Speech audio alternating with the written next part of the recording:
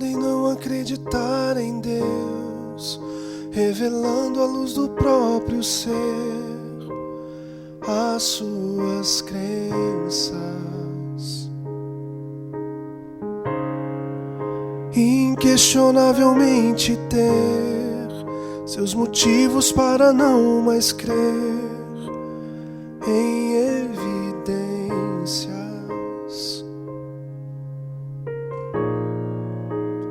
E ainda que duvidem,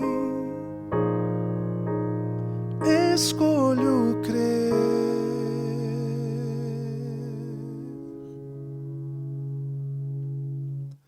Creio que além do que os meus olhos veem, minha fé revela o que Ele é e quem eu sou. Creio, eu fui salvo pelas mãos de um Cristo que por uma cruz me libertou e me amou. Mil respostas para contrariar o que escrito lá na Bíblia está desde o princípio.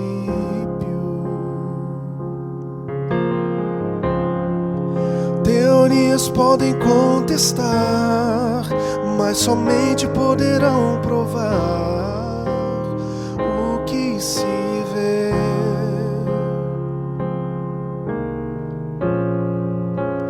Mas mesmo que não creiam,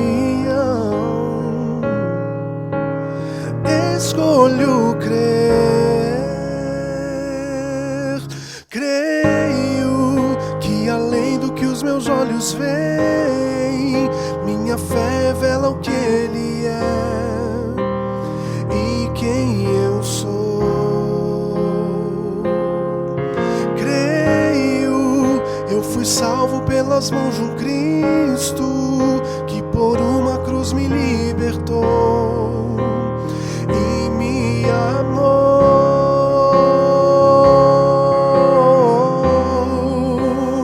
e nada poderá apagar o que Ele fez em mim. Mesmo não vendo, escolho crer.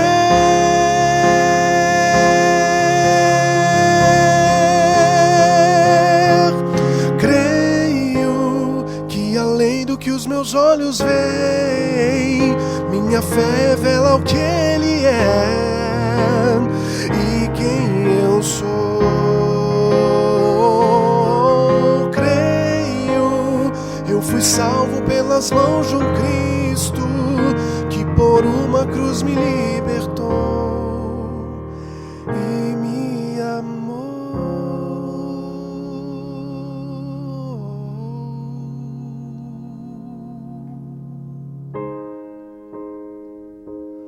Me amou, Ele me amou.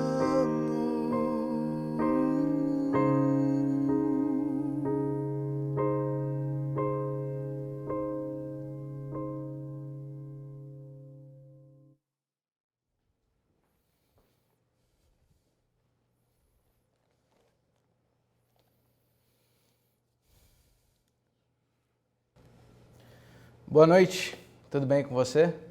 Quero antes de mais nada agradecer a oportunidade que você está dando para a gente poder estar entrando na sua casa nesse momento, para a gente buscar louvar a Deus juntos, buscar a orientação de Deus juntos. E que oportunidade que é, você percebe numa crise como essa que a gente está vivendo, não podendo estar na igreja, agora a gente pode transformar nossa casa numa igreja. Eu espero que nesse momento de fato a tua casa possa sentir a presença de Deus e que de fato a tua casa possa ser essa igreja, esse local onde a gente pode se conectar com Ele e ter a certeza de que Ele está com a gente. Hoje eu queria estudar a Bíblia com você a partir de uma história do Novo Testamento que fala muito ao meu coração e tenho certeza, talvez você até conheça a história, e tenho certeza que as lições que nós vamos tirar de alguma maneira podem nos comunicar para esse momento que nós temos vivido. Quero te convidar a abrir sua Bíblia no livro de Mateus, no capítulo 9. Livro de Mateus, capítulo 9, se você tiver aí na sua casa ou com a Bíblia em papel ou talvez no computador, no celular, fique à vontade. Mateus, capítulo 9, quero ler com você alguns versos. Nós vamos ler a partir do verso 18 e vamos até o verso 22. Mas antes, quero te convidar a fazer mais uma oração, pedindo a presença de Deus nesse momento que leremos a sua palavra. Feche seus olhos. Senhor Jesus, que privilégio, Senhor, em meio a um momento como esse que vivemos tão incerto, podemos ter a certeza de que o Senhor continua falando conosco. Nós vamos agora abrir sua Bíblia, buscando a tua orientação para a nossa vida, buscando entender a tua vontade, buscando inclusive ouvir uma palavra de conforto. Eu peço que o Senhor nos conduza nesse momento, que possamos entender a tua mensagem, ouvir tua voz e estarmos certos de que o Senhor falou conosco. Em nome de Jesus eu oro. Amém.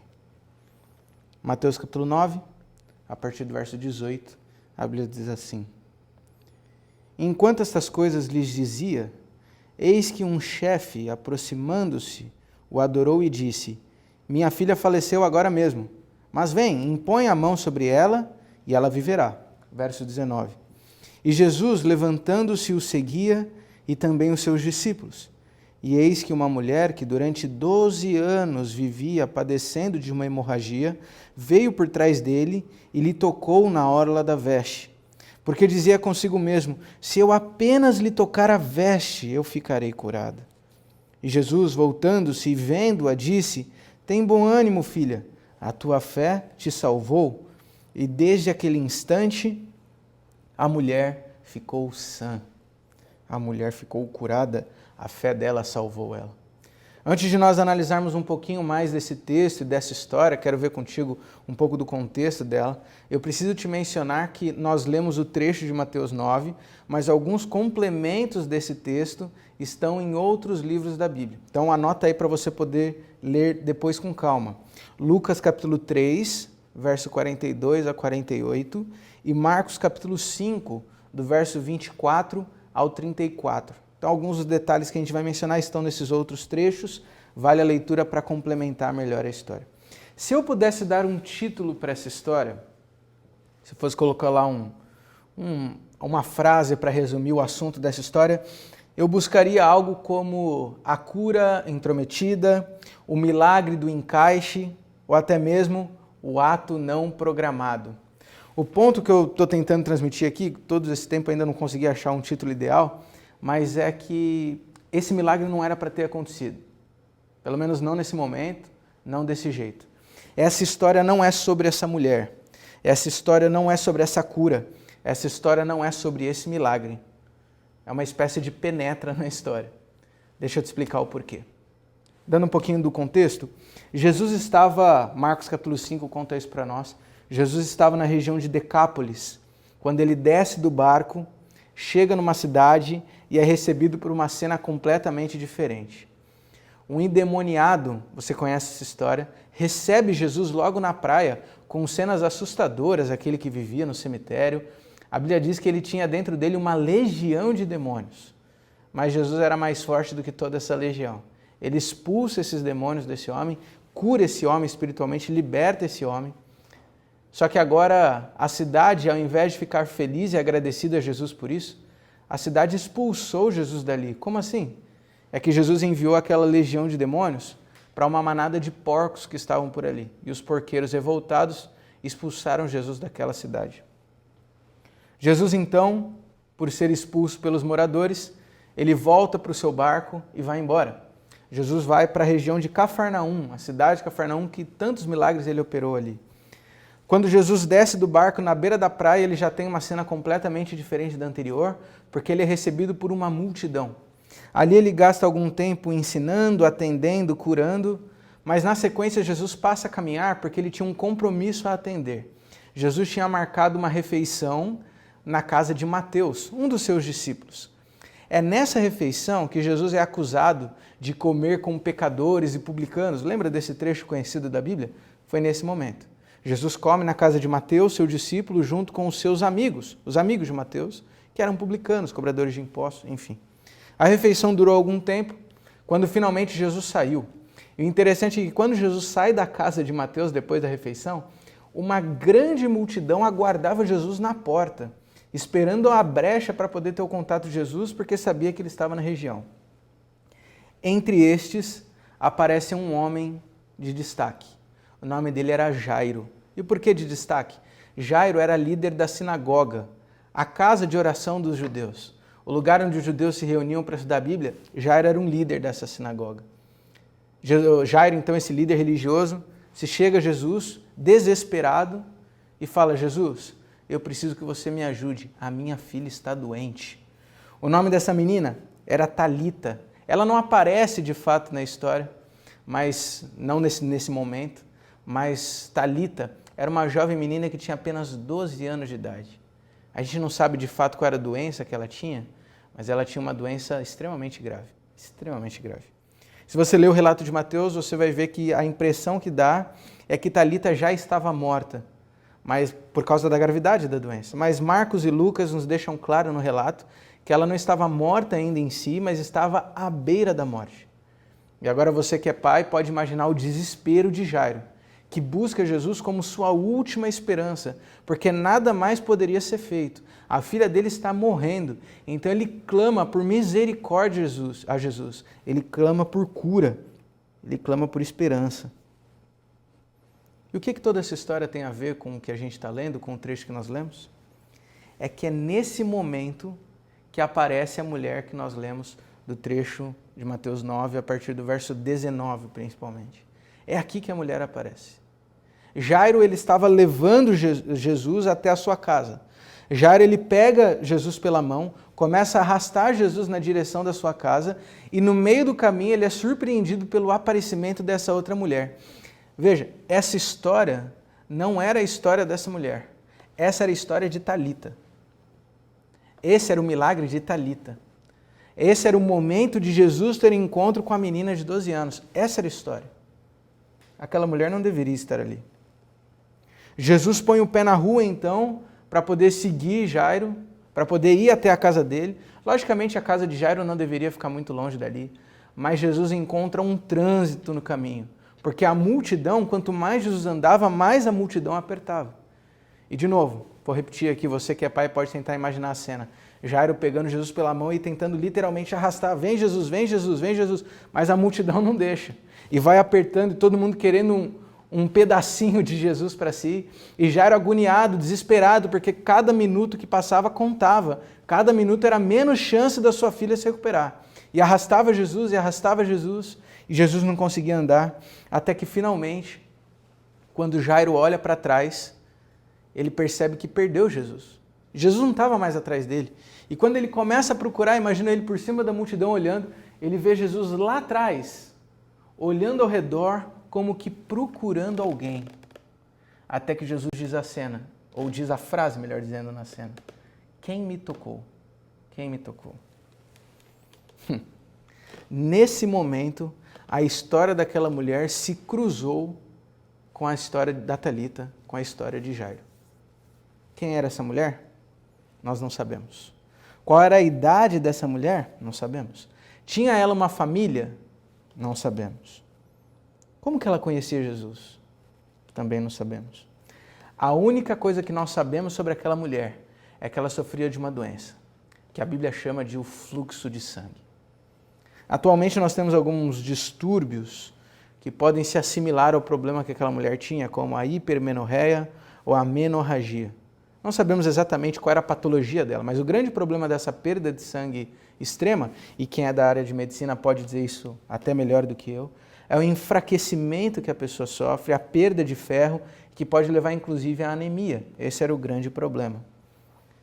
E mais, o texto dá ênfase que essa mulher sofria dessa doença não fazia uma semana, um mês, faziam 12 anos. 12 anos. Se você linkar bem os detalhes da história, o que Talita tinha de vida aquela mulher sofria de hemorragia.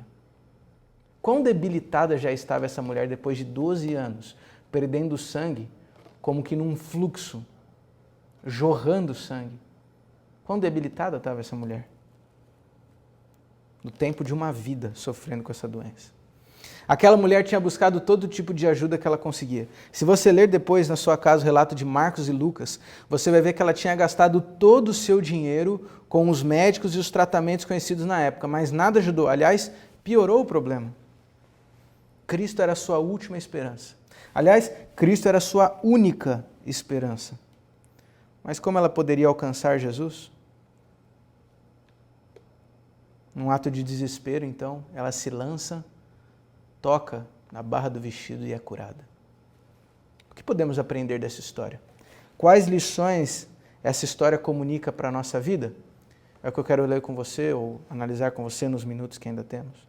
Eu destaquei aqui para a nossa reflexão 3 lições que nós aprendemos dessa história que certamente podem falar ao nosso coração hoje. Primeira delas, essa história nos ensina que quando estamos com problemas, Cristo se suja para nos limpar.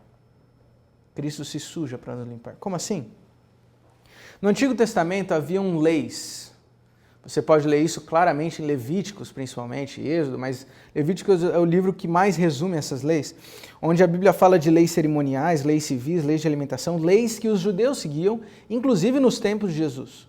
Uma dessas leis se refere justamente aos fluxos que aconteciam no corpo humano. Por exemplo, em Levíticos capítulo 12, a Bíblia fala sobre a mulher depois do parto, ela ficava impura por algum tempo, era o que a lei dizia, durante o tempo de recuperação. Levíticos capítulo 15 fala dos outros fluxos humanos, por exemplo, o homem com fluxo seminal ele ficaria impuro durante 7 dias. Um casal, depois de uma relação sexual inclusive, ficaria impuro até o final do dia. E a mulher, no ciclo menstrual, ela ficaria impura durante 7 dias também.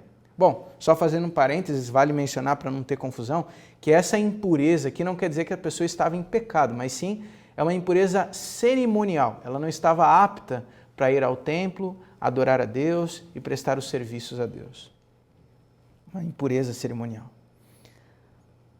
Agora, em Levíticos capítulo 15, no verso 25, a Bíblia também fala de distúrbios nesse ciclo que a mulher enfrentava. Olha que interessante que diz no verso 25, diz assim: também toda mulher, quando manar fluxo do seu sangue por muitos dias, fora do tempo da sua menstruação, ou quando tiver fluxo do sangue por mais tempo do que o costumado, todos os dias do fluxo ela será imunda, como nos dias da sua menstruação. O que isso quer dizer para aquela mulher? Fazia 12 anos que aquela mulher sofria de uma doença. Fazia 12 anos que aquela mulher estava se debilitando fisicamente, mas fazia 12 anos que aquela mulher era espiritualmente impura. E o que isso significava para aquele tempo? Aquela mulher há 12 anos não poderia ir ao templo adorar a Deus. Aquela mulher há 12 anos não poderia inclusive ter contato com ninguém, porque igual à realidade que nós vivemos hoje, se acreditava que a impureza cerimonial era contagiosa, digamos assim, e quem tocasse nela também ficaria impuro. Fazia 12 anos que aquela mulher estava no isolamento social. A gente já fica entediado com uma semana. 12 anos. O que isso significa para essa mulher? Há 12 anos ela se considerava indigna de buscar Deus. 12 anos. Mas para surpresa dela, quando ela encontra Jesus, Jesus permite que ela toque nela. Jesus sente o toque dela. Jesus foi tocado por aquela mulher.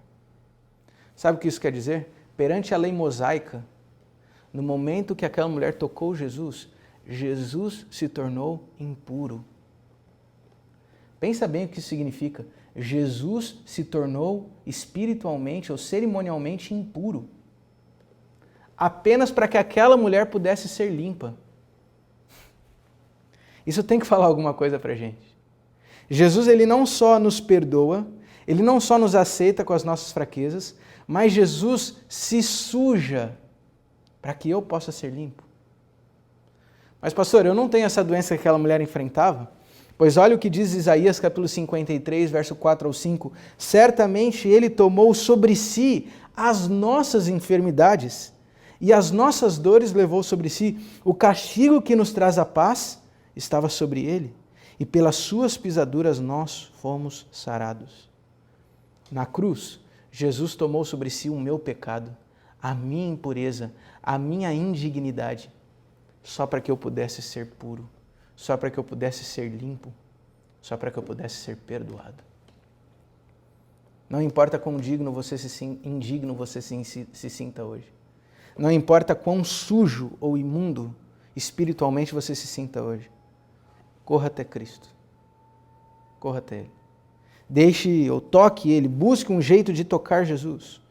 Porque se for necessário, Ele se suja apenas para que você possa ser purificado. A segunda lição que nós aprendemos dessa história é que Cristo reconhece o meu toque de fé. Tente visualizar a cena. Havia uma verdadeira multidão ali. É um empurra para todo lado, todo mundo se encostando, todo mundo se tocando. Sabe aquela coisa? Passinho à frente, passinho à frente. Essa era a realidade daquele momento. Todo mundo se tocando, todo mundo tentando um espacinho para chegar mais perto de Jesus. Um tumulto, um aglomeramento, coisa que a gente não pode mais hoje em dia, nesses dias pelo menos. De repente, Jesus vira para o lado e fala, peraí, alguém me tocou. Como assim? Eu fico imaginando os discípulos olhando para essa cena e virando para Jesus falando, Jesus, alguém te tocou? Pelo amor de Deus, está todo mundo te tocando. Como alguém te tocou? A cena parece para a gente até que os discípulos faziam uma espécie de cerco em volta de Jesus para proteger ele da multidão. Alguém te tocou, Jesus? Pelo amor de Deus, todo mundo que te tocou. Mas Jesus diz a frase, alguém me tocou, porque eu senti que de mim saiu poder. Ah, essa frase é poderosa. De mim saiu poder. O poder do Pai transbordou, foi transmitido para aquela mulher em apenas um simples toque. Jesus então começa a olhar na multidão, perguntando quem havia tocado ele. Quando aquela mulher se entrega, Jesus, fui eu. A ideia que dá é que aquela mulher já estava até se escondendo para sair discretamente. Mas Jesus vai atrás dela, e ela diz, sou eu, desculpa, fui eu que te toquei. Jesus então dá a fala para ela, fica tranquila, foi a sua fé que te salvou. Você sabe que o ser humano ele se apega tanto às coisas? Mateus capítulo 14, verso 36 e Marcos capítulo 6, verso 56 nos contam que outras pessoas se apegaram a esse símbolo e se criou um costume de tentar tocar em Jesus para sair poder o tempo inteiro. As pessoas queriam tocar, inclusive o texto menciona, tocar na orla ou na barra do vestido de Jesus, porque aquela mulher deu o exemplo de que isso funcionava. Mas a frase de Jesus deixa claro que não foi o toque que salvou aquela mulher, foi a sua fé. Foi a sua fé. A sua fé te salvou. Não havia nada mágico no toque. E por que eu estou dando essa ênfase? É porque tinha uma multidão tocando Jesus, e quando eu leio essa história, a pergunta que eu me faço é, se todo mundo estava tocando Jesus, por que só aquela mulher foi curada? As pessoas que seguiam Jesus, elas queriam ser curadas também. Tinha outras pessoas com doenças talvez mais graves, menos graves, todos buscando uma cura de Cristo, e todos tocavam, mas ninguém foi curado. Por quê? Porque não basta tocar Jesus, é preciso ter fé. A tua fé te salvou. E assim a pergunta que eu te faço é, será que hoje a gente tem tocado Jesus com a fé suficiente para dele sair poder? Havia uma multidão esbarrando em Cristo. Uma pessoa o tocou de fato. Quem é você hoje? Hoje você tem esbarrado em Cristo ou você tem tocado em Cristo? Como assim? Vou dar exemplos práticos aqui só para você entender algumas perguntas. Sabe aquele dia que você lê sua Bíblia? Mas você lê a Bíblia só para terminar o capítulo porque alguém te falou que tem que ler a Bíblia todo dia? Mas nada do que você leu fez qualquer sentido? Talvez nesse dia você só esbarrou Jesus. Ou sabe aquele dia que você ora? Porque tem que orar, senão não dá para passar o dia todo sem oração. Mas você não tem a certeza de que você se conectou com Deus, sua mente divaga em vários assuntos, e você não teve uma conexão real com Ele. Talvez você só esbarrou com Cristo naquele dia. Ou sabe aquele dia que você vai à igreja, lembra daquele tempo que a gente podia ir na igreja?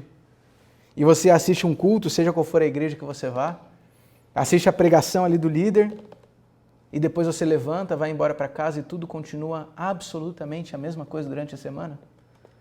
Talvez você só esbarrou em Jesus. Sabe aquele dia que a gente finge tocar em Cristo, mas não sente que dele saiu o poder? Quem é você hoje? O problema não está em alcançar Jesus. O problema está no toque da fé. Não basta tocar Jesus. Não basta esbarrar em Jesus. É preciso ter fé para que dele saia poder. Busque a Cristo com fé.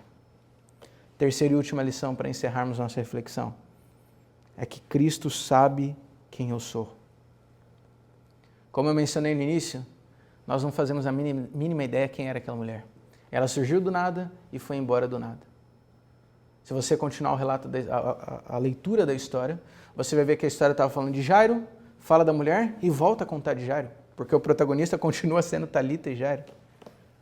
Mas aquela mulher viveu algo tão impressionante. Será que Jesus não sabia o que tinha acontecido com essa mulher? Ah, certamente. É difícil imaginar que Jesus foi surpreendido pelo toque daquela mulher. Ele é Jesus, ele sabe das coisas. Jesus sabia quem era aquela mulher. Jesus sabia o que aquela mulher tinha passado. Jesus sabia, inclusive, que aquela mulher o tinha tocado. Você me permite fazer uma citação externa? Um livro chamado Desejado de Todas as Nações, a escritora Ellen White ali coloca algumas reflexões sobre essa história. Eu acho interessante, queria mencionar para você. Primeiro é que as histórias dos milagres de Jesus corriam por aí. Não haviam sites naquele tempo, blogs falando dos grandes acontecimentos da região da Galileia, mas a notícia corria de boca em boca. Aquela mulher já havia ouvido falar de Jesus. Ela sabia quem Jesus era. Ela sabia do que Jesus era capaz de fazer.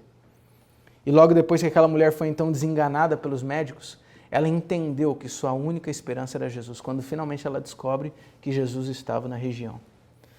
Lembra que eu mencionei que Jesus chegou na praia, foi para a casa de Mateus? Aquela mulher buscou Jesus nas duas situações. Ela foi na praia, mas não conseguiu chegar. Ela foi na casa de Mateus, mas ela não podia entrar, afinal aquela mulher era impura. Como que ela ia chegar perto de Jesus? Então ela decidiu que a única forma de ter um encontro com Cristo era no meio do caminho encontrar Ele, no meio do caminho. Só que Jairo furou a fila.